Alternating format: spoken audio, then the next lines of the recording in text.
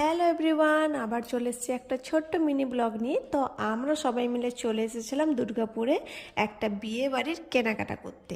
তো প্রথমেই আমরা দেখে নিয়েছিলাম এখানে বেনারসি, আর এখানে বেনারসিগুলো তো দারুণ ছিল দেখতে। আমার তো সব কটা কালার ভীষণ পছন্দ লাগছিল।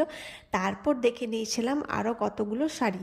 তো তারপর আমাদেরকে দিয়ে দিয়েছিল কোল্ড ড্রিঙ্কস। আমরা অনেকক্ষণ ধরে বসেছিলাম, তো আবার আমরা চলে এলাম কিছু অন্য শাড়ি দেখার জন্য। তো বেনারসি কেনাকাটা হয়ে গেছিলো, তারপর চলে এসেছিলাম অন্য একটা শাড়ি দেখার জন্য। আর এইখানে তোমরা দেখতে পাচ্ছ কতটা সুন্দর লাগছে, চারিদিকে শুধু শাড়ি আর শাড়ি। আমার তো শাড়ি দেখলেই কিনতে মন চায়।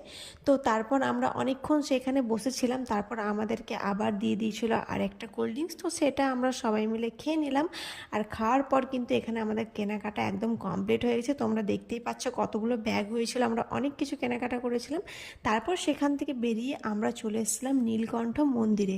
তো এটা হচ্ছে নীলকণ্ঠ মন্দির। আমি কিন্তু প্রথমবার এই মন্দির দেখলাম। মন্দিরটা কিন্তু ভীষণ সুন্দর ছিল, আর অনেক দিন ধরে দেখার ইচ্ছে ছিল, তো মন্দিরটা আমাদের দেখাও হয়ে গেছে। তো চলো আজকে একটা ছোট্ট ভিডিও তোমাদের সাথে শেয়ার করলাম। ভিডিওটা কেমন লাগলো কমেন্টে অবশ্যই জানিও।